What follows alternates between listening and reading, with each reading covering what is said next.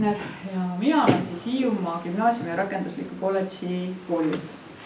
10 aastat olen olnud Hiiumaa Gümnaasiumi õppejuht ja siis veebruarist sai minust selle kooli koolijuht.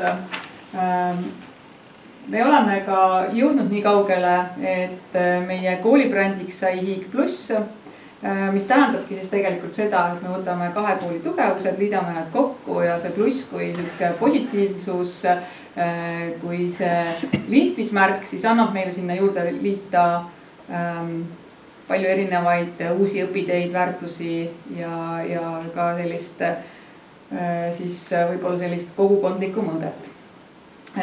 Meie soov enne kõike on ikkagi see, et just need kahe kooli tugevused jääks alles ja et ka Hiig kui hiiglased jääks püsima ja seepärast me ei arva, et me oleme midagi, mida me loome nullist, vaid me läheme siit lihtsalt koos edasi. Ja kui nüüd lähtuda põhikooli õpilasest, sest sina oled teie põhikooli lapsevanemad ja põhikooli õpilased, siis siit põhikooli järgselt algavadki siis uued valikud.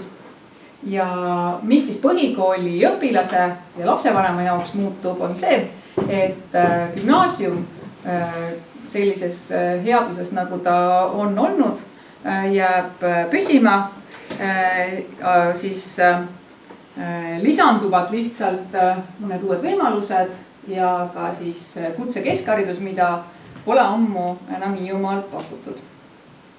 Et kui me siit edasi läheme, siis meil lähegi edasi. Nüüd läheme, nii. Siis üks kool, erinevad võimalused ja põhikooli õppijast lähtuvalt ongi siis akadeemiline suund ja rakenduslik suund ehk siis keskhariduse suund. Tegelikult on siin ka veel täiskasvanud õppija mõõde nii mittestatsionaarse kui siis kutseõppe ja täiendkoolituste näol, aga põhikooli õppija jaoks on siis siin 2 suunda, mis üksteist toetavad ja iga õppija leiab endale siit sobiva tee. Need rajad on siia kenasti välja toodud, millised need õppija jaoks siis on, et akadeemiline on selline, nagu meil on olnud siiamaani. Meil on rõhk on olnud akadeemilises õppes ikkagi ainepõhisel õppel või sellisel teaduslikul lähenemisel. See on lõppeb siis gümnaasiumi lõputunnistuse ja riigieksamitega. Et nüüd see kutsekeskharidus on samamoodi ikkagi selline igapäevane statsionaarne õppe, aga siin lisandub lihtsalt see nii-öelda käed külge oskused ja need üldained pannakse kokku ja see lõppeb kutsekeskhariduse ja kutsekvalifikatsiooniga. Küll meie puhul seda kutsekvalifikatsiooni meie kahjuks anda ei saa, kuna turismi ei ole seda, kutsestandardit on ja aga et meil lõpeb siis kool siin kutseeksam või siis nagu demonstratsiooniga ja oskuste demonstratsiooniga ehk siis portfoolioga. Ja nüüd kui siin on veel rajad nagu mittestatsionaarne õpe, mis enne kõike on mõeldud täiskasvanud õppijale, aga ei ole ka keelatud põhikooli järgselt. Aga see on lihtsalt iseseisval õppel põhinev ja kontakttunde on liiga vähe, et ütleme põhikooli järgsele õppijale ja siis on kutseõppe. Praegusel hetkel meil puudub selline kutseõppe, kuhu põhikooli järgne õppija saaks kohe edasi minna ilma siis keskharidust õppimata, aga selle järgneva või tuleva õppeaasta jooksul me siis proovime need kutseõpped siia luua, aga põhimõtteliselt täiskasvanu jaoks see tähendab seda, et meil on väikesadama spetsialistid, palkmaja ehitus, restauraatorid, et need siis jäävad nagu ikka endiselt kestma. On ka ettevalmistav aasta, kui õppija ei tea või tal on mõned lüngad, mida oleks vaja siis täita, et siis saab tulla meie kooli ettevalmistavale aastale. Et see ei pea kohe otsustama, aga põhimõtteliselt siin on see siis tegemist individuaalse sellise õppega, kus lähenetakse õppijale siis individuaalselt ja aidatakse tal siis ära täita need õpilüngad või siis leida talle sobiv õpitee kuskil, kas siis väljaspool või siin, et ta nagu on variant neile, kes veel täpselt ei tea või kellel on vaja midagi täiendada. Kui nüüd panna nad siia ühes tabelisse, siis akadeemiline gümnaasium kestab 3 aastat, on 96 kursust, lõpeb riigieksamitega ja on tugev üldhariduse akadeemiline sügavus, mis ikkagi viib ennekõike siis kõrgkoolidesse, aga siit võib ka minna edasi rakenduslike kõrgkoolidesse, ei pea ülikooli minema, võib minna kutsekoolidesse, et selles mõttes täpselt nii nagu õppija ise soovib. Siis rakenduslik keskharidus kestab 4 aastat. Seal liidetakse siis üldharidus ja kutseoskused, antud meie puhul siis turismiteenused, ta on siuke praktiline projektõppepõhine õpe ja kohene valmidus siis tööturule sisenemiseks või siis õpingute jätkamiseks ja ta lõpeb siis tegelikult kutsekeskhariduse tunnistuse ja digitaalse portfoolioga, siis selle demonstratsiooniga, aga et riigieksamid ei ole kohustuslikud, aga neid võib teha. Et laiendada seda edasiõppimise võimalust siis. Et põhimõtteliselt, kui nüüd öelda või rääkida, mis asi on see digitaalne portfoolio, siis see tähendab seda, et kõik, mis see on nagu kohver, millega siis laps läheb siit kas edasi või noor läheb siit kas siis edasi mõnda kooli või ka tööturule ja see sisaldab siis neid mooduleid, kõike seda, mida ta on õppinud, kõiki neid programme, mida ta on läbinud, neid projekte, mida ta on teinud, sündmusi, mida ta on korraldanud, et ta selles mõttes on selline oskuste teadmiste sükene portfell, millega sa saad kandideerida ka kõrgkoolidesse ja mis tegelikult annab sulle võib-olla minu silmes nagu selle, et kui sa teed riigieksamid ja sul on mingid oskused, teadmised ja pädevused, et siis sa põhimõtteliselt oled mõnes mõttes sellest akadeemilisest gümnasistist ees. Aga kõike seda siis, mis on nagu veel selle mudeli juures on see, et akadeemilised gümnaasiumis sa võid valida endale siit sellest huvitavaid valikuid. Siin saab liikuda akadeemilisest siis nii-öelda sellesse rakenduslikku keskharidusse, kui sealt ka esimesel aastal tagasi. Siin on erinevad nii-öelda õpiteed ja palju paindlikkust, sest need on meie kooli väärtused endiselt.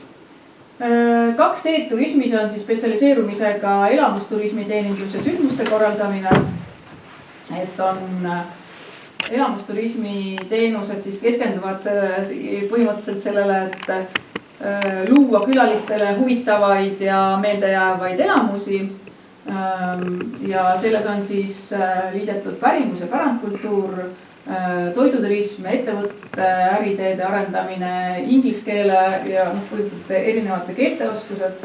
Et siis see sündmuste korraldamine, tegelikult see moodul toob siin nagu kõik kenasti kokku, et see on ühe sündmuse korraldamine projekti haldamisest kuni siis turvalisuseni välja, et ta põhimõtteliselt sisaldab siis külaliste kogemust ja seda kogemuse kujundamist, seda dekoratsiooni ja visuaalset kujundust ja turundust ja tehnilisi lahendusi ja mis tegelikult nagu minu meelest võiks nagu 3. suunana, mida ei ole 3. suund, aga mis on nagu hästi tugev ka selles õppekavas on see, et siin on pandud rõhku digioskustele ja innovatsioonile, et ta digipädevust ja põhimõtteliselt ta õpetab neid digipädevusi ja selles mõttes ka seda innovatsiooni, aga ta õpetab ka neid loovalt rakendama, et mitte ainult nagu digipädevuse pärast, vaid ka seda, kuidas seda siis reaalselt ellu rakendada, et lisaks nendele suundadele siis on ka see baasoskused,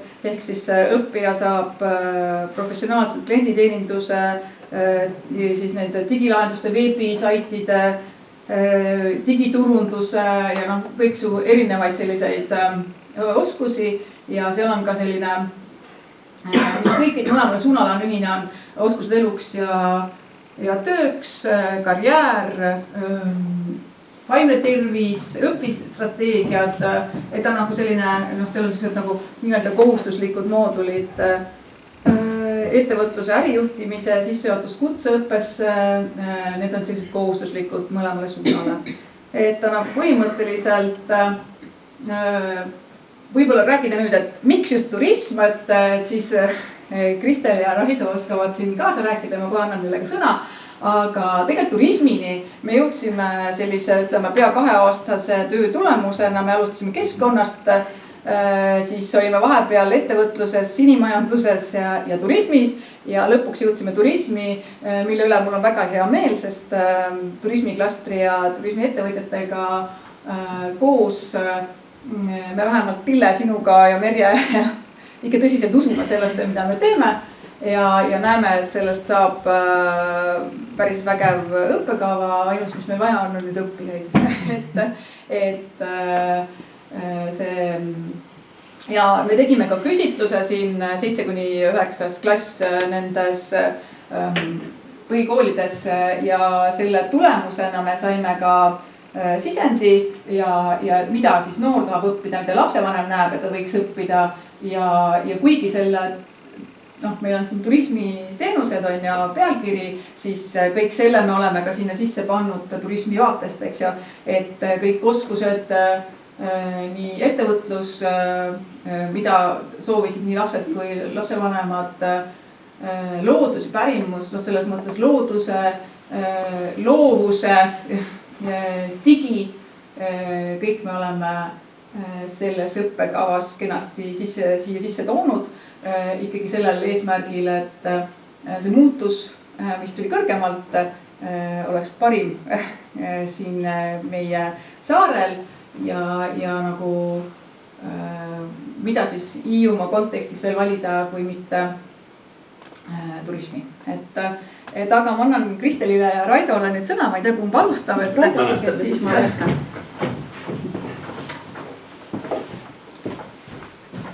tere, mina olen Raido Randma ja ei ole täna siis lapsevanema rollis siin, vaid hoopis siis nii-öelda sisseviskaja rollis. Ehk et räägiks mõne sõna siis sellest uuest turismiteenuse õppekavast ja sellest, miks ma usun, et miks seda kindlasti tasub kaaluda, kui mõtlete oma lapse tuleviku peale, et mida ta õppima minna võiks. Muidugi igasugune selline valik, eriti veel peale 9. klassi on tõenäoliselt üsna keeruline valik. Et mäletan ise enda kogemuse pealt samuti, et ma isegi 12. klassi lõpus murdsin tugevalt pead, mida ma õppima lähen. Ei õppinud turismiteenuseid ega üldse midagi turismiga seoses, aga näed, tänaseks olen ma Hiiumaal ja tegelen turismiga, nii et ega kunagi ei tea, kuidas see elutee veereb ja kuhu see läheb. Aga üks asi, mis mulle väga-väga meeldib, on see, et isegi kui ma oma põhiharidust ega keskharidust ja ka pärast kõrgharidust Hiiumaal ei omandanud, siis juba 25-aastaselt kolisin ma siia Hiiumaale püsivalt tagasi ja ma täna siiralt arvan, et see on üks kõige parem koht, kus üldse elada. Ja läbi selle nii-öelda turismiteenuse ma siiralt loodan, et see on üks asi, millega tegelikult siis meie lapsed tulevikus tegeleda võiksid. Et täna Hiiumaal küll on see turismiteenus väga hooajaline, aga ma tõsiselt usun sellesse, et see on peagi muutumas. Siin on mitmeid nii-öelda investeeringuid, mis selle võimalikuks teevad, näiteks üks kõige suuremaid asju Viskoosa kultuuritehas. Ehk et kui me loome siia sellise keskkonna, kus on võimalik neid teenuseid pakkuda, siis tekivad need teenused sinna kindlasti külge, kui on ka tegijad ja huvilisi, kes seda teha tahavad. Ja vaadates veel siis, mis maailmas toimub, erinevad konfliktid, mis minu arust, vähemalt ma loodan, ka tiitreiside vaates tekitavad selle, et kõik enam ei taha sinna Lähis-Idasse ja Türki ja sinna sõita ja väga paljud inimesed on selle reisi juba ära teinud, et tegelikult tahetakse siis rohkem kohalikke teenuseid, ma loodan, et siseturism tänu sellele tegelikult on kasvavas trendis. Ja teine väga oluline aspekt, mis ka inimeste valikuid muutma paneb, on see, et seesama kliima soojenemine ehk et see Lõuna-Euroopa suve ajal on juba nii vastikult kuum, et tegelikult inimesed otsivad endale alternatiive ja see on tegelikult Hiiumaa kindlasti võimalus. Ja kõige olulisem, ma arvan, selline põhjus, miks tulevikus rohkem turismiteenuseid Hiiumaal vajatakse, on see keskkond, kus me oleme siin. Me oleme väga hajali asustatud ja meil on siin väga palju loodust. Ja tegelikult tänapäeva inimesed enam ja enam otsivad seda rahulikumat kohta, mitte seda metropoli. Et olles nüüd 2 aastat või 2 suve tiitreisidega tihedamalt seotud ja võttes vastu siis välisturiste, siis ma võin öelda, et praktiliselt eranditult kõik ütlevad, et kui suurepärane keskkond teil siin on. Et siin saab rahulikult aega veeta, siin on võimalik sõita jalgrattaga 2 kilomeetrit sedasi, et ühtegi maja ei näe. Et seda ei ole väga palju enam, väga paljudes riikides seda võimalust enam ei ole. Ja ma arvan, et tegelikult need eelised hakkavad meile järjest enam siis mingil hetkel edu tooma ja turismi siis inimesi, või ütleme turiste siia tooma. Ja selleks, et turist siia tulla tahaks, on meil vaja muidugi pakkuda nendele ka kvaliteetseid teenuseid. Nii et kui mõni juba on 9. klassis tegelikult suutnud enda jaoks mingi otsus ära teha, et ta juba valib mingi kitsama joone, mida õppima minna, siis kindlasti mõelge ja kaaluge seda koos tõenäoliselt oma lastega, sest et ma arvan, et 9. klassi lapsel endal on päris raske seda valikut teha, et seal peab tõenäoliselt tuge pakkuma. Ja tõesti, et ma siiralt usun sellesse, et me oleme siin kasvutrendis selle teemaga. Nii et kui on küsimusi, siis vastan hea meelega ja omalt poolt võin veel juurde öelda, et kui ka läheb valesti seal midagi selle valikuga, siis ega tegelikult elus ei ole ju lahti midagi. Hea näide mul endal kodust võtta. Minu poeg läks septembris spordikooli, tänaseks on ta Hiigis tagasi ja hea meel on näha, et ta on selle rõõmsuse või selle positiivsuse minu arust juba selle 6 ajaga tagasi leidnud. Nii et ta sai aru, proovis, ei olnud tema teema, nüüd on ta Hiiumaal tagasi ja kui läheb ka kellelgi teisel nii, et see ei ole maailma lõpp, vaid oluline lihtsalt proovida ära ja siis aru saada, et kas see on minu teema või mitte. Kui ongi teil küsimusi, siis vastan hea meelega. Nii et veel kord, et mul on hea meel, väga hea meel ja kordagi ei kahetse seda otsust, et ma siin 1,5 aastat tagasi isa siis pikal veenmisel otsustasin ikkagi selle teedeehitussektori turismi vastu vahetada, nii et siin on põnev ja ütlen ausalt, mina õpin siiamaani iga päev seda, et kuidas seda jälle paremini ja edukamalt teha. Nii, nüüd sõna Kristelile. Ma mõtlesin selle jutu üle just selle nurga alt, et tegelikult Hiiumaa soosib neid, kes on ise ettevõtlikud. Et kui sa tahad siin saare peal elada, siis meil ju hetkel ikkagi väga palju just selliseid töökohti, et nüüd lähen ja kandideerin, ei ole. Ehk siis, et selle jaoks tuleb ise midagi teha. Ja teistpidi on see suurepärane võimalus. Et ongi võimalus ise midagi püsti panna, milleski kaasa rääkida ja meil ongi saare peal väga palju just selliseid turismi asjalisi, kes on mingite olude sunnil hakanud seda turismi siin edendama. Ehk siis, et kes on abiellunud ja siia sattunud või kellel on mingisugused muud põhjused. Ja päris palju on ka neid, kes tegelikult tõesti ei olegi, kellel ei ole olnud seda eelist ja seda võimalust, nad on pidanud hakkama ise õppima. Ja nüüdseks nad on jõudnud juba sinna punkti, ka siis ka erinevate täienduskoolitustega või siis selle elukogemusega, et nad on ka valmis ise oma seda elukogemust jagama. Et kõiki ämbreid ei pea ise need noored inimesed siis läbi kolistama, vaid on ikkagi võimalus ka selle pealt õppida. ja Hiiumaa turismiklastri jaoks on tõesti väga oluline just see eriala ja suund ja ennekõike kui mõelda see elamusturism ja sündmuste korraldamine, et kui ma ka sellest kuulsin, et noh, üldiselt levinum tegelikult on ju nii-öelda majutus ja toitlustus selline suund, aga Hiiumaaga sobib just see elamusturism ja sündmuste korraldus väga hästi kokku. Ja tegelikult need on sellised baasoskused, mis on oskused kogu eluks. Kas sa oskad ühte sünnipäeva korraldada, ühte matust korraldada või kellegi pulma korraldada või enda elus midagi toredaks teha, oma töökaaslastega teha siis mingit meeskonnakoolitust, üldse mingit projekti juhtida, kuskilt rahasid taotleda, kontserti korraldada, mis iganes. See loetelu võib nagu jätkata, see tegelikult kõik läheb sinna alla.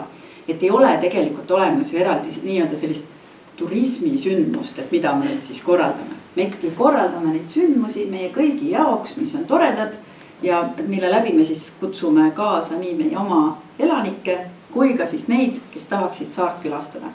Ja sama puudutab ka seda elamuste poolt, et mida me oma elus tahame siis nagu toredaks teha. Ehk siis, et või kuidas nagu neid teenuseid siis mõelda.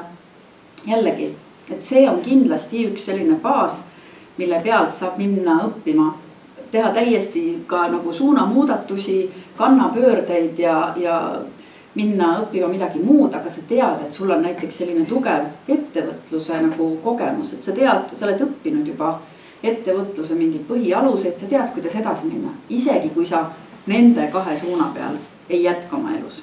Ehk siis, et minu jaoks võib-olla kõige rohkem esitatud küsimus on olnud see, et miks just 4 aastat. Loogiline on see, et kui gümnaasium näeb ette oma õppekava, oma teatud ainetega, siis sinna veel hakata nagu juurde pookima midagi, siis see lihtsalt nõuabki lisaaega või nagu sellist lisaressurssi. Ja ka siin saarel elades ja mõeldes seda, et kui palju võib-olla kulukam on elu mandril, siis võib-olla on see ka osade jaoks just väga hea võimalus. Et laps saabki olla natukene pikemalt kodus ja samas õppida midagi toredat, omandada mingid kogemusi ja see 1 aasta iseenesest. Noorele inimesele see võib-olla tähendab palju, et mis mul nüüd elus juhtub, kui me tegelikult mõtleme, et see 1 aasta ei ole nagu selline tohutu katastroof, et sa justkui midagi kaotaksid, kui sa saad mõelda, et sa hoopis võidad selle arvelt. Ja ma olen kaasanud nagu sellesse protsessi tõesti meie siis turismiklastri liikmed, keda hetkeseisuga on juba 60 Hiiumaal. Ja nendest nagu selline põhituumiku moodustab meil juhtgrupp, kes on olnud kaasas nii-öelda kogu selle ka õppekava poolega ja aidanud ka õpetajaid leida ja siia saada ja need läbirääkimised veel käivad. Ma väga loodan, et ka see õpetajate pool tuleb selline tugev ja tore. Ja näiteks, et tõesti Viskoosa kultuuritehas, Marko kahjuks ise ei saanud täna siin olla, aga tema sõnum oli see esimese asjana, et parim turismiharidus Eestis ja selle me oleme nagu endale selliseks sihikuks võtnud. Kuigi me kogu aeg peame endale meelde tuletama, et me räägime ikkagi 9. klassist, et hea meelega tegelikult paneks sinna juurde juba ka selle täiskasvanu õppe ja liiguks veel nagu edasi. Aga et Viskoosa kultuuritehas on täielik nagu selline võimaluste maa teha nii elamusi kui ka sündmusi, õppida sealt kõrvalt, kui neil on valmimas praegu hotell, restoran, konverentsikeskus, teatrisaal, näitused, see kõik on. Nii et nagu põhimõtteliselt nii praktikaks, kui nagu Marko ütles, et võivadki võtta, ma ei tea, kuuks ajaks üle mingisugused tegevused või teha mingi praktikat nii, et nad teevadki algusest lõpuni kõike. Et väga tugev toetus on nende poolt.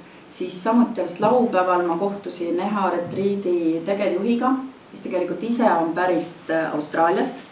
Ta on töötanud Mehhikos ja Kanadas ja Maltal ja nüüd otsustas Hiiumaa kasuks. Ja ka nemad on ka valmis aitama nii oma selliste teadmistega, mis puudutab külalislahkust, mis puudutab ka seda toitlustamise ja toiduturismi jätkusuutlikkuse poolt, kus meil on peakokaks Peeter Pihel, üldse nagu Eesti üks parimaid ja tuntumaid kokkasid.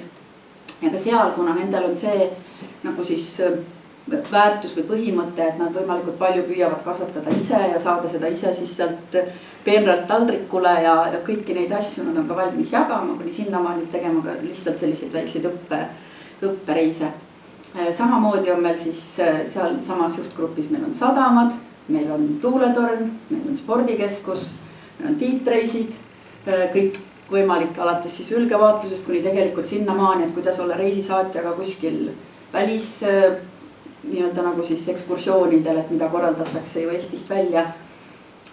Ja Hiiumaa muuseumid, ehk siis, et meil on nagu nagu läbilõige kogu nendest erinevatest ettevõtjatest meie turismiklastri juhtgrupis olemas. Ja praegusel juhul ja ka siis nüüd teised, kes on veel nagu nii-öelda lisaks liikmed, et see tugev toetus on olemas ja meil on ka reaalne vajadus olemas, ehk et tööjõu vajadus. Kuna meil on igal kevadel käib tohutu otsimine, ka nii-öelda siis nagu noorte inimeste otsimine, keda tuuakse mandrilt siia tööle, siis tegelikult võiks ikkagi olla just see ikkagi esmane baas, et me saame võtta neid, kes siis siin õpivad ja nad juba ongi saanud mingisuguse kas siis nagu teadmise, kogemuse, kvaliteedi ja neil võiks olla nagu selline nii-öelda just eelisõigus. Lõpuks loomulikult iga tööandja otsustab ise, aga põhimõtteliselt juba selline gümnaasiumi ajal ka töötamiseks võiks see olla, ma näen, päris nagu suur võimalus ja potentsiaal. Nii et selles mõttes mina ka tõepoolest sellest usun ja mõtlengi, et aga mida siis veel Hiiumaal õppida, kui mitte turismi. Et kindlasti on neid erialasid veel, aga üks sellise nagu nii keskkonnana, võimalusena ma näen, et see potentsiaal on nagu suur. Ja aga mul on küsimusi, siis ma olen ka valmis vastama. Kas eksprompt võib sõna võtta? Võtta, jah. Selle praeguse jutu täienduseks. Ühesõnaga kõigile neile, kes arvavad, et siiamaani on arvanud, eks ole, et turism on kuskil voodis linnade vahetus. No, esiteks ei ole. Teiseks, kõikidele sellistele, nagu ma olen Eesti Põllumajandusakadeemia mehaanika insener. Nüüd ma olen siin. Ehk siis, ja kui ma neid kavasid vaatan, siis pange tähele kõiki neid erinevaid teemasid, mis siin sisalduvad. Siis tegelikult sobib see silmaringi avardamiseks ja oma teadmuspõhiseks laiendamiseks ka kõikidele nendele, kes tahaksid minna mis iganes muud eriala õppima. Sest et peale kooli lõpetamist 5 aastat, kui olin umbes niiviisi kolhoosis töökojas, vaat siis ma ei käinud tõesti kuskil õppimas.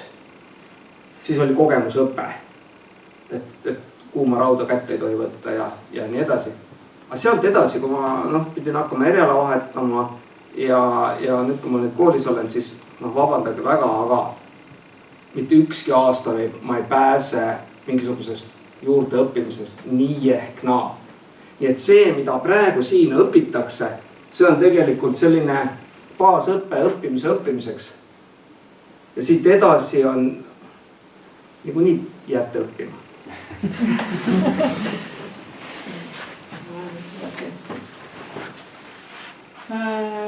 Jah, aitäh teile ja siis ma räägin edasi ka, et mis need kooli põhiväärtused on ja tegelikult võiks siia keskele panna selle õppija ja see õppija kesksuse autonoomia, mis on ka praegu gümnaasiumis, on kooli jaoks endiselt äärmiselt oluline. Et kui näiteks, mis minu jaoks on, kui mõelda higi peale, et mis see nagu siis on, et see tähendab nagu seda, et kui õpilased meil siin teistele põhikooli õpilastele tutvustavad siis meie kooli, et siis nad ütlevad, et siin on just küll nagu teine kodu või et siin õpetajad ja õppijad on võrdsed.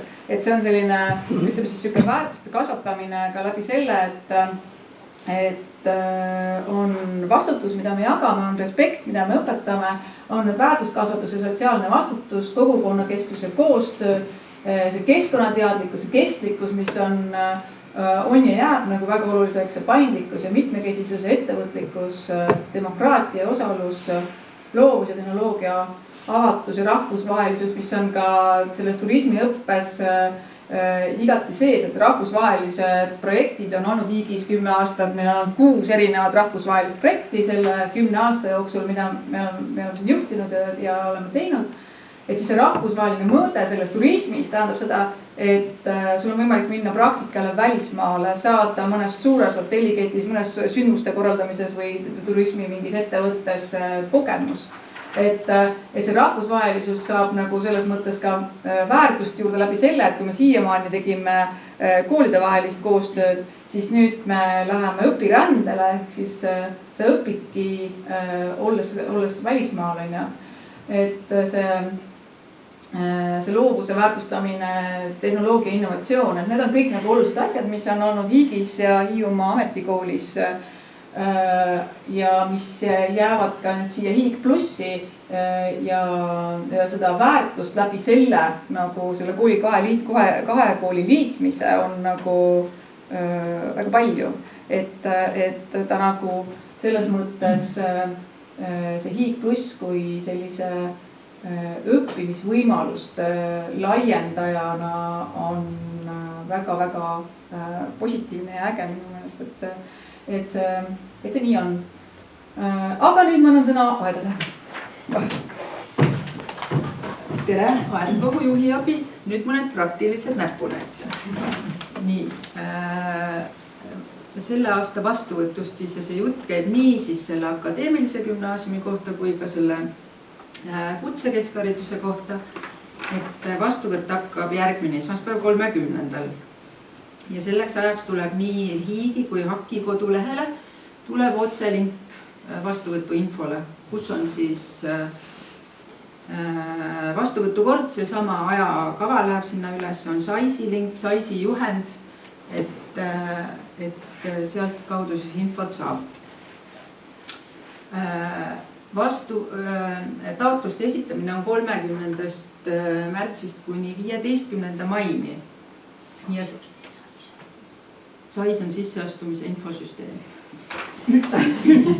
Ja teed mulle märkusi. Ja seal saab taotluse esitada kas laps või lapsevanem. Ükskõik kumb. ID-kaart, Smart-ID, mobiil-ID. Ja kui esitab taotluse laps ise, siis hiljemalt 15. maiks peaks lapsevanem kinnitama selle taotluse. Kui see lapsevanem seda ei kinnita, siis me loeme selle ikkagi antuks, aga tore oleks kui kinnitaks. Ja siis edasi on vestlused juuni alguses. Vestlusele saab registreerida taotluse esitamisega koos SAIS-i kaudu. Ja vestlustest pärast räägib Ülle natuke lähemalt. Räägin nagu sisust, aga laps küsib alati, kas ma unustan ära. Kas ta näeb seda, kuidas see info talle tuleb? Ja tegelikult saadab SAIS vestluse meeldetuletuse enne vestlust. Kui juhuslikult laps näiteks ei kinnita ära oma taotlust, et ta on küll asunud seda taotlust sinna SAIS-i sisestama, aga on unustanud kinnitamata, siis ka selle kohta tuleb lapsele meeldetuletus. Ja siis vestluse kohta ka. Ja siis 9. on meil teada pingerida ja SAIS-i kaudu lähevad siis vastuvõtu ettepanekud.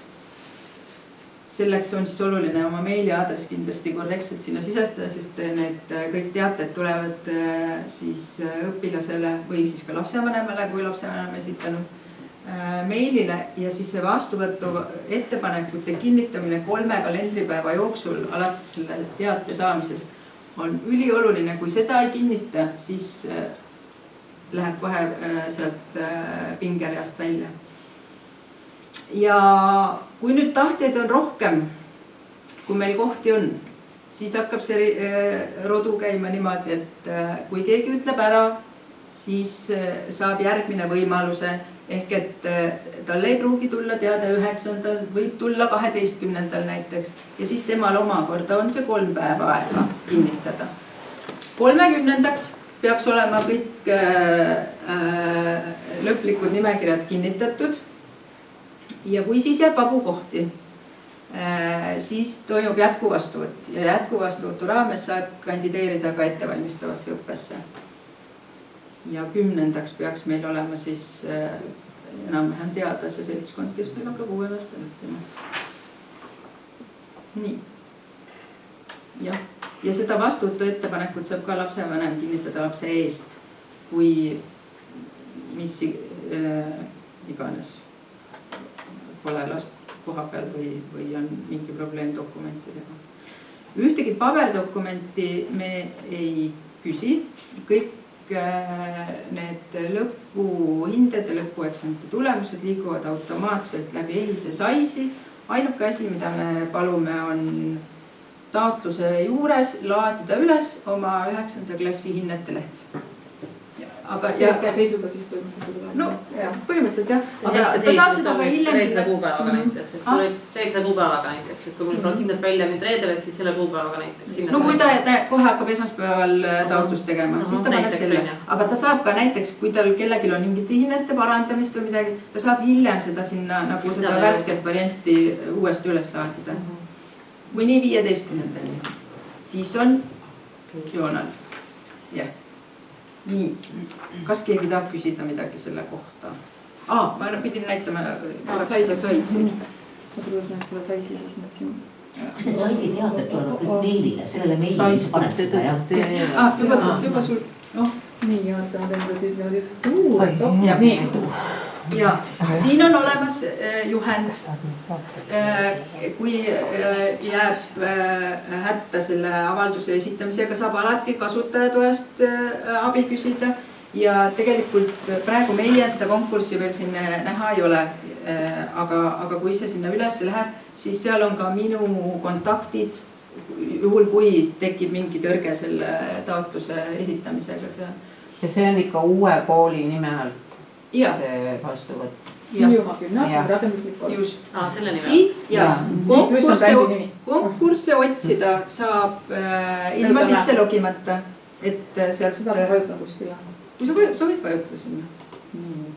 Et näiteks siin on juba Paide gümnaasiumil on juba üleval see, aga lihtsalt, et ei ole veel avatud. Ta vajutan peale video.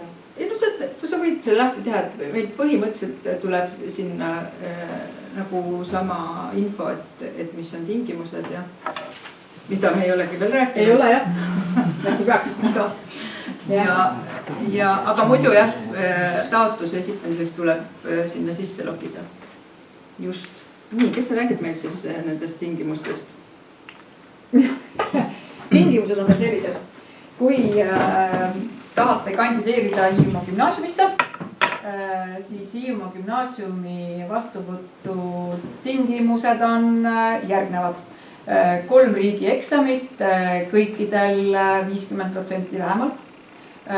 Lõputunnistusel kõik positiivsed hinded. See on akadeemilisele suunale. See on akadeemilisele suunale, Hiiumaa gümnaasiumi akadeemiline suund 3-aastasele õppele. Ja seal ongi siis eeltingimuseks see, et tunnistusel ei ole mitte ühtegi negatiivset ehk siis 2 ja see käib ka siis nende riigieksamite kohta selles mõttes, et seal küll ei panda hindedega, protsendid tulevad ju või punktid, mis seal tulevad. Et seal tuleb lihtsalt see tingimus on, et me säilitame täpselt selle, mis meil siiamaani on olnud selles akadeemilises ja seal ongi see, et riigieksami tulemused peavad olema 50% vähemalt, ehk siis positiivse tulemuse peale sooritatud. Siis kutse keskhariduse õppekaval me vaatame ka 3 riigieksamit, aga seal on selline lugu, et seal me võtame 3 riigieksami keskmise nagu, ja see peab olema 50%. Et kui näiteks matemaatika ebaõnnestub, aga näiteks valikuna inglise keel on suurepärane, siis ta juba tasakaalustab seal need ära. Ja siis see 3 eksami keskmine peab olema vähemalt siis 50%. Vaatame ka siis hindeid, aga tunnistusel võib olla ka mõni 2.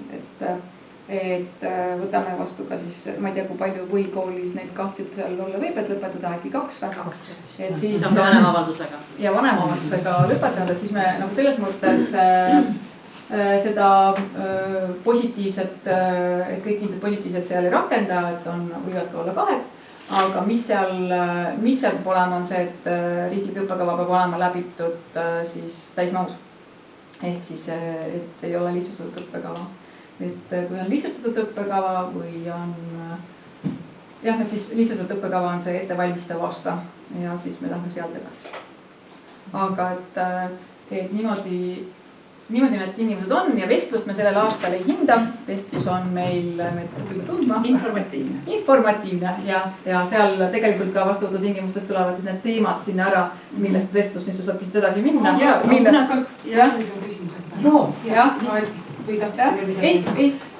Mitu kohta on?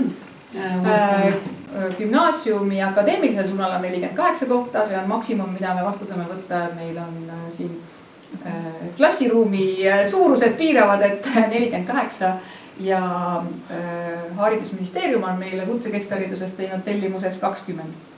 Nii et kokku on seal juba siis 68 ja siis meil on ka ettevalmistav rühm, kus on kuni 8 õppijat, et siis põhimõtteliselt kõik võtab endale. Jah, aga ma tahtsin veel seda öelda, et kui nüüd õpilane hakkab seda avaldust esitama ja praegu esitades ta veel ju ei tea, mis ta need tulemused tulevad. Et ei ole ka keelatud 2 erialale kandideerida, et siis pärast selgub, et kumma tingimustele ma vastan. Jah, sest see on ju nii varakult. Ja, aga vestlusele me kutsume nagunii kõik, kes on taotluse esitanud, nii et ka selle käigus saab vastuvõtukomisjon välja selgitada, mis oleks parim õpitus. Just, et sealt nii on nagu argitas just. Et aga Tabisaisi saab ju kõikidesse Eesti koolidesse kandideerida ja sealt ja kui ongi mõni muu kool kuskil mujal Eestis, et siis saab alati tagasi tulla, kui tundub, et tahaks ikka kodus õppida, sest kodus on ikkagi palju parem õppida kui kuskil mujal, sest meil on siuke väike armas kool, individuaalne lähenemine, paindlikkus ja kõik muud head jutud. Et tegelikult ongi nii, et meil iga aasta tulevad ikkagi õppijad tagasi, ükskõik kas nad tulevad siis juba oktoobris või septembris või tulevad nad siis jaanuaris, et meil on alati väga hea meel, kui õppijad tulevad ja me leiame alati selle võimaluse, kust siis edasi nagu minema hakkab. Et see paindlikkus ja hoolivus on ikka meie sees. Ja kui tõesti keegi jääb hätta mingisuguse selle kas taotluse sisestamisega või üleüldse jäi midagi arusaamatuks, siis esmaspäevast on see uus otselink vastuvõtvu infole, aga Hiigi kodulehel on ka kontaktid olemas, et kui julgelt pöörduda ja küsida otse. Just. Ma räägin siin vestlustest.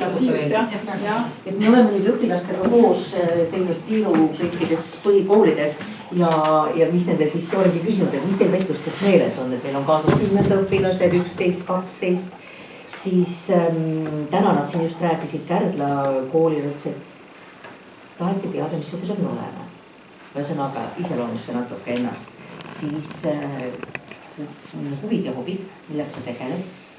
Siis oli see, et miks sa valisid nagu meie kooli või oli sul ka teisi valikuid ja see põhjendamine, miks sa seda tegid. Ja küsitakse ka seda võib-olla, et mis sa edasi plaanid teha, et võib-olla natuke mõelda, mitte täpselt, et ma tahan Tehnikaülikooli minna seda õppima või tahan minna Sisekaitseakadeemias, aga lihtsalt, et mis suund näiteks on, kas nüüd huvitab loodus või tehnika või see oleks ka nagu tore. Aga ta võib ju valetada ka, et ta ei tohi veel teada, et siis lihtsalt, et ta ei julgeks midagi öelda, mitte ei ütle, ei tea. Ta võib ka nii öelda, et ma ei tea, aga võib olla midagi sellist. Ja mis nad siin täna veel meenutasid, et ütlesid, et nimeid asju küsiti, mis raamat öökapi peal on või mis raamatud ma olen lugenud või mida mulle meeldib lugeda. Selline näide nüüd tuleb tänasest meelde ja nad üks poiss ütles ka, et hästi rahulik olin ja siis tulin siia selgus, et mul oli hinnete lehte mingi asi maha jäänud. Siis ma sõitsin rattaga kiiresti koju, jõudsin tagasi ja siia olen jälle rahulik. Et ei juhtu midagi, kui ta midagi maha jääb, siis saab ju natukene siin selle vestlusajaga ka. Ja see aasta keegi ei küsigi üldse midagi. Jah, olemas juba. Isikut tõendav dokument võiks muidugi kaasas olla. Ja vestlus kestab 20 minutit. See on selline piisavalt pikk, aga mitte liiga pikk aeg. Ja vestlusel osalevad siis klassijuhad või lennujuhid ehk siis vanas mõistes klassijuhatajad, keda me veel ei oska teile öelda, me ütleme ilmselt, ma arvan, ma ei tea, vestlusel juunis. Siis meil osaleb seal õppenõustaja ja direktor ja õppejuht, või õppejuhid, eks ole. Et selline, tavaliselt on olnud 5 inimest ja üks päris suur seltskond vastas noorel inimesel. Aga üldiselt ikkagi nad üsna pea saavad aru, et ei ole vaja karta, et me oleme sõbralikud. Et see vestlus on jah siis... Klassijuhatajad tahavad aru saada ka, kes nendele tulevad. Mis see sellepärast? Just ja natuke tundma.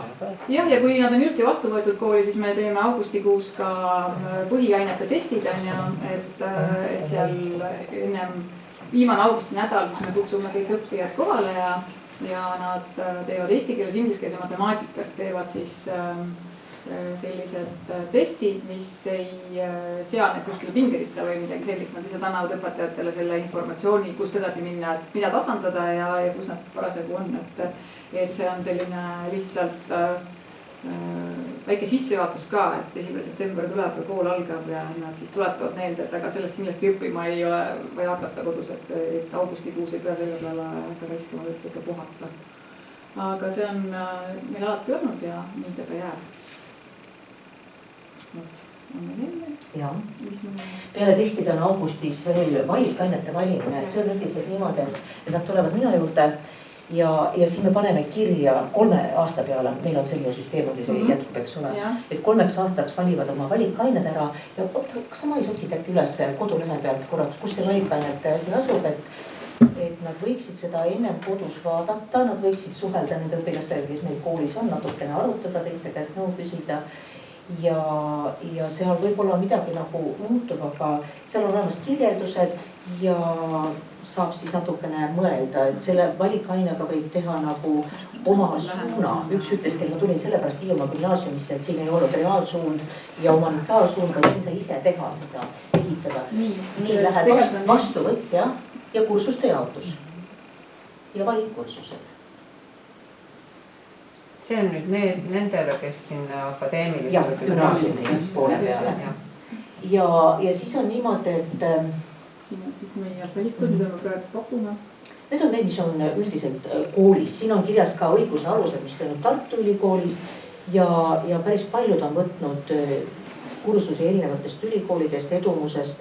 Mõni on käinud psühholoogiat õppimas Tallinna Ülikoolis, võtnud ühe kursuse. See annab, no ütleme, kui seal on 2 ainepunkti, siis see on meie kooli jaoks 2 kursust. Et ta peab võtma valikained 14. Kirjutan korra. Et kui on 96 kursust selleks, et lõpetada ära, eks ole, see gümnaasiumi pool, siis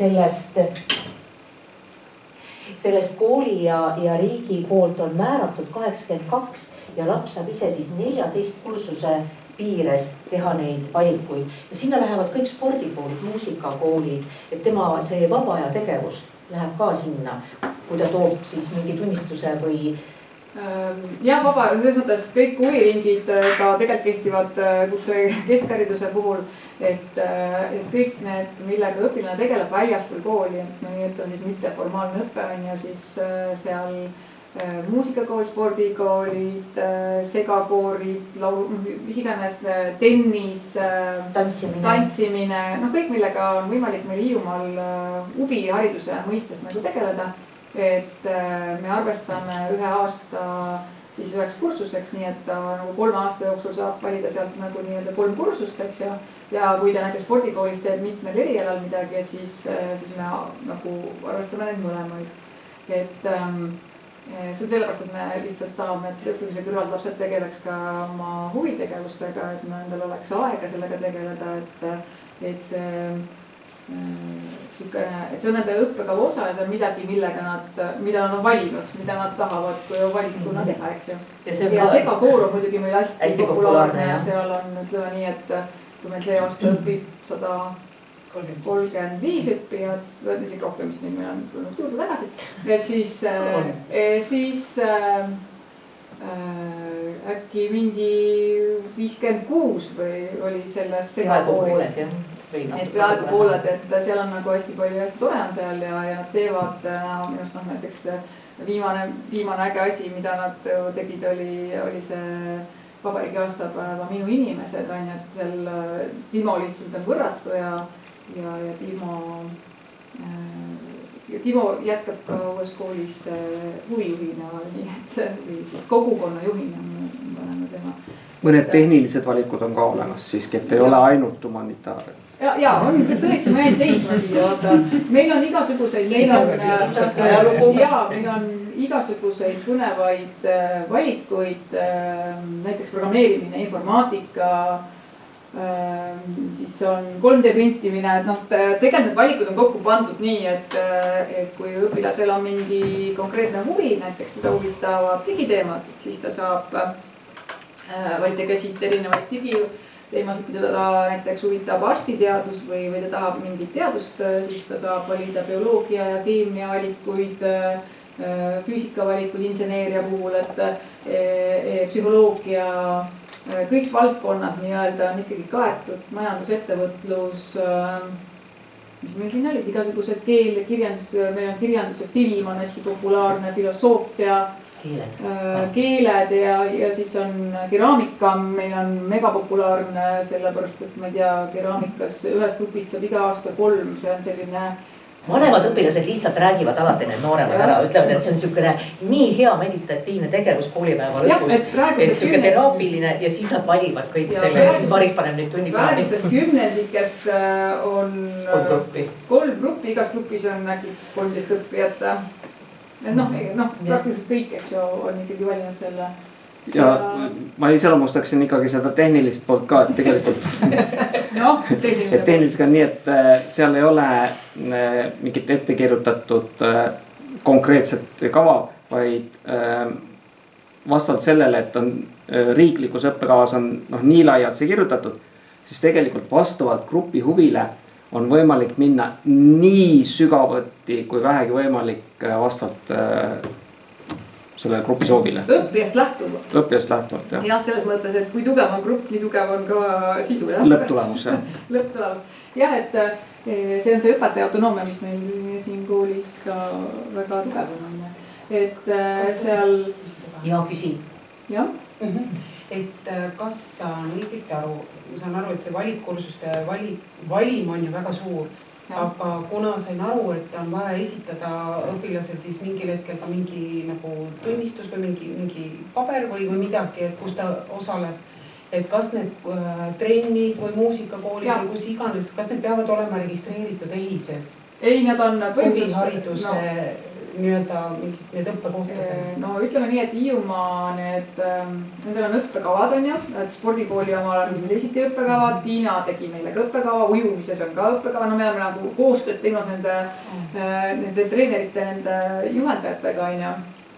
Muusikakool, et me tegelikult teeme nii, et nad oktoobris peavad tooma meile tõendi, nad võtavad meilt tõendi ja toovad tagasi, et nad osalevad mingisuguses huvitegevuses ja maikuus nad toovad siis selle uuesti meile selle juhendaja allkirjaga, kus juhendaja on selle ära kinnitanud, siis mina kinnitan selle ära ja need lähevad kõik nende asjade dokumentide juurde ja siis me arvestame selle põhimõtteliselt ära, et jah, põhimõtteliselt meil on ikkagi see huvitegevusest tuleb see tõend, et see juhendaja ütleb, et meil on erinevad olnud, meil on näiteks olnud spordikoolis ka nii, et spordikoolist on saadetud meile see nimekiri, et kes osalesid on ja, aga me kasutame oma seda avaldust või dokumenti ka, et see oleks kindel. Aga põhimõtteliselt nüüd lisanduvad kõikidele nendele toredatele valikutele ka need kutse keskhariduse valikud, millest on meil veel võimalik ka valida erinevatest moodulitest neid huvipakkuvaid, et seal on jällegi digit on ja põhimõtteliselt tegelikult meil on ka koostöö, kui nüüd digiteemast veel räägida, koostöö ja põhimõtteliselt koodiopiga on ju, kus ka põhikoolis nüüd küsisin põhikoolidelt tagasisidet, et on ma tean, et näiteks Kärdla koolides meil oleks äkki 8 õppijat, et me avame ka seal põhikoolides nüüd need esimesed kursused, aga et sellega saab jällegi seda nagu sisu juurde anda ja seda süvendatud seda programmeerimist ja seal on ka mis seal veel olid, seal on andmetöötlus on ka, kui sa oled mingid kursused läbinud, et need valikuid tekib meil iga aasta juurde, meil on nagu ägedad valikud, mis on mõlemale, nii sellele gümnaasiumi kui kutse keskharidusele on ka valikutena võimalik valida meditsiini, mis meil on Tallinna Kõrgema meditsiinikooliga ja politseiõpe, mis on hästi populaarne, mille kaudu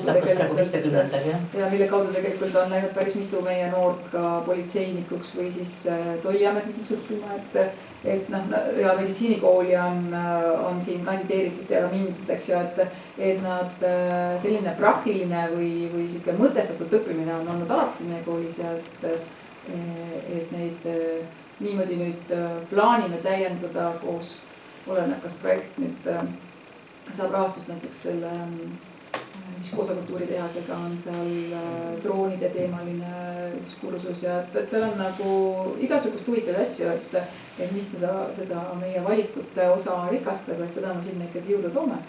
Ja lisaks kõik need moodulid, mis nüüd tulevad sellest kutse keskhariduse õppest. Nüüd, üks asi on veel, et meil siiamaani olnud see, et kui ta vestlusele tuleb, et siis ta mõtleb kodus läbi selle laia kitsa matemaatika ja rootsi vene keele. Kas see toimub samamoodi, eks ole? Ilmselt küll jah, et no, kutse keskhariduses me ikkagi läheme kitsa matemaatika teema. Aga seal on võimalik ka lõpus valida 4. aastal neid juurde, nii et see on päris suur osa eksamiainetele ka 4. aastasse jäetud valikute näol, mis annab ka võimaluse, kui õpilane tunneb, et ta võiks teha seda laia eksamit teha, et see selles mõttes see 15 kursust tuleb täis nii või teisiti. Juba tuli küsimus, et mis on kitsa ja mis on lai. Aga alguses edasi.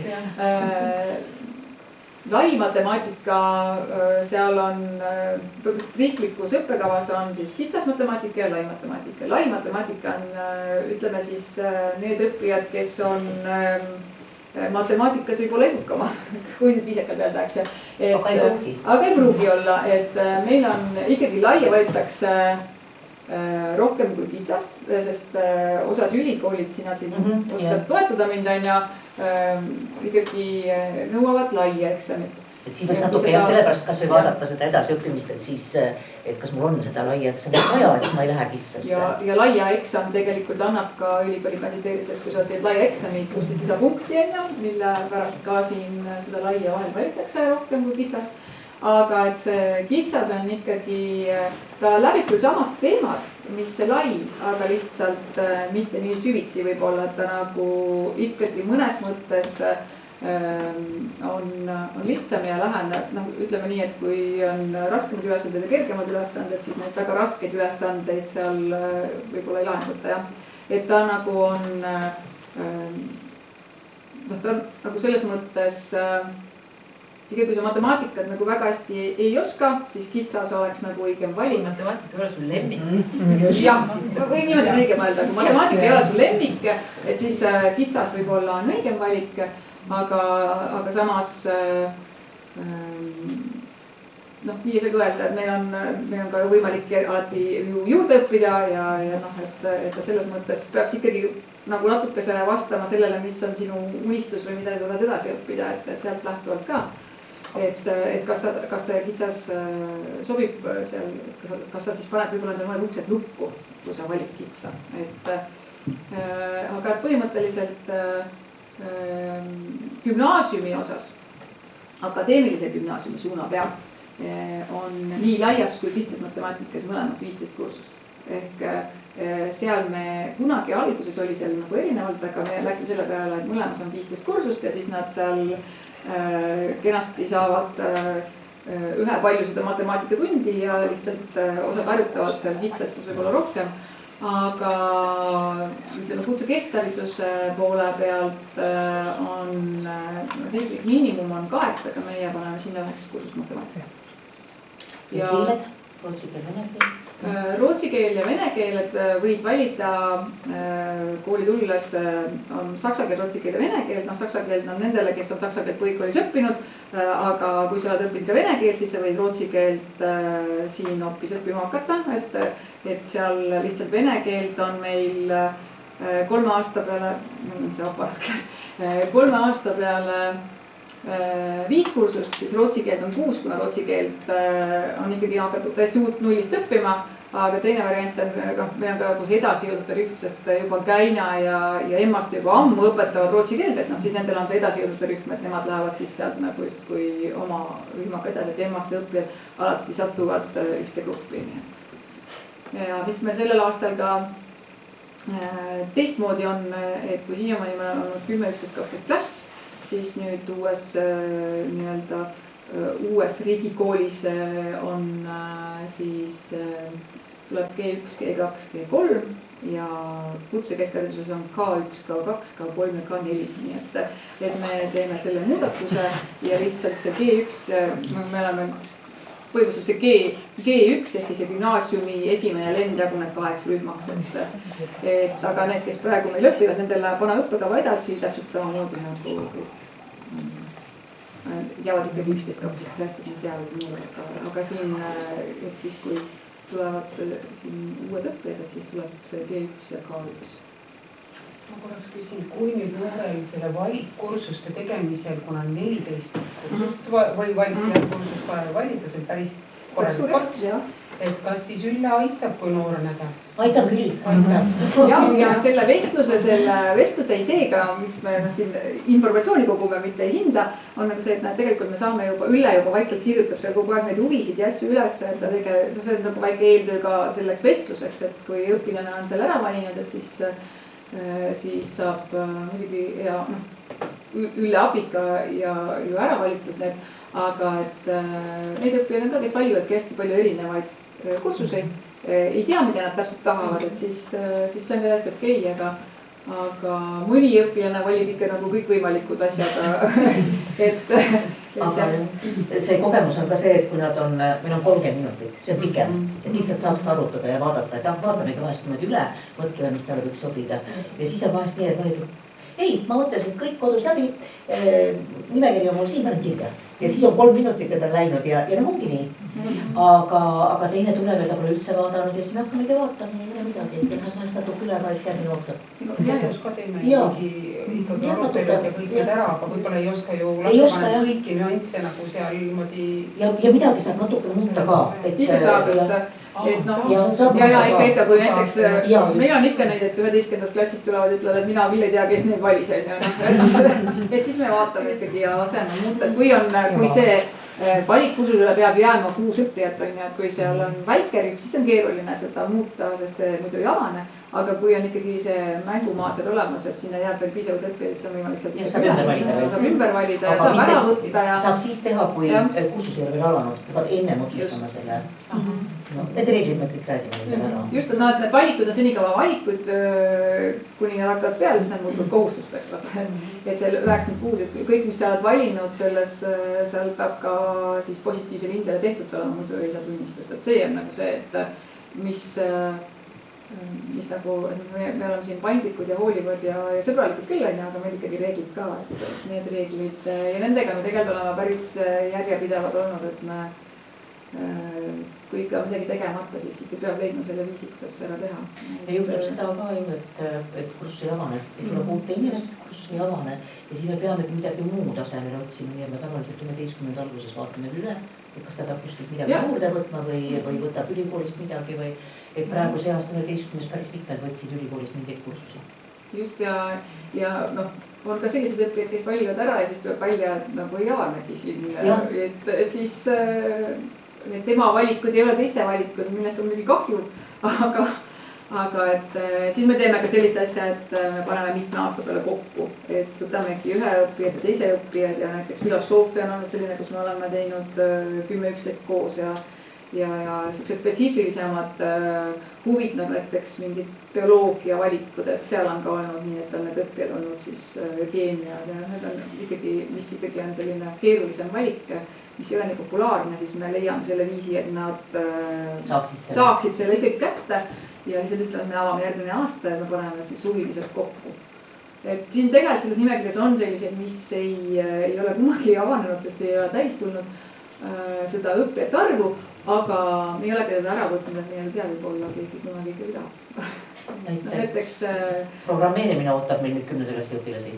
jah, et programmeerimine sellel aastal esimest korda jäi puudu, muidu on ta iga aasta olnud avatud. Ja väärgusõpetus on väga populaarne. Anneli Salumaa annab väärgusõpetust ja see on üsna populaarne kursus. Näitus on veel üleval. Näitus on veel üleval ja ta on nagu matemaatika, laia matemaatika õpetaja, aga ta on väga suurepärane kunstnik, et politseiõpe näiteks seal meil on pea terve lend läheb tavaliselt ja soome keel on populaarne, seda annab nüüd Viiu Eldemaa. Siis meil on kultuurilugu polegi nüüd viimasel ajal laanenud. Disain ja keraamika. Disain ja keraamika on väga populaarsed selle poolest. Inimene religioon ei ole meil laanenud. Filosoofia on ja mõlemad kursused on. Riigikaitselaager on hästi populaarne.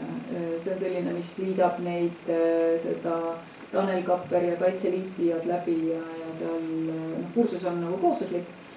See loeng, aga riigikaitselaagrina on nagu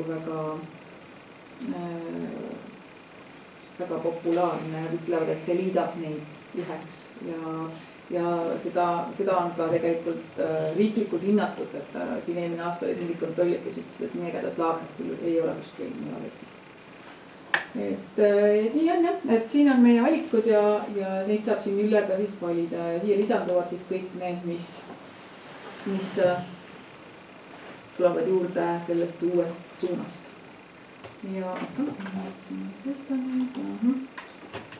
Ja nüüd mul on väike palve, kuna ma teen magistritööd ja minu magistritöö teema on rakendushübriidõppe siis mudeli loomine Hiiumaa kontekstis lapsevanemate õppijate ja siis kogukonna kaasamisel, et siis see ei olegi ainult lapsevanemate? Ei. Et siis mul oleks väga hea meel, kui te minu selle fookusgrupina sinna mulle sisendit annaksite, et mul õnnestuks ikkagi see haridusinnovaatori magister ära teha. Aga igatahes ma tänan teid, tänan siin olijaid ja tänan veebis olijaid ja loodan, et siis ikka aastate sisse meie kooli.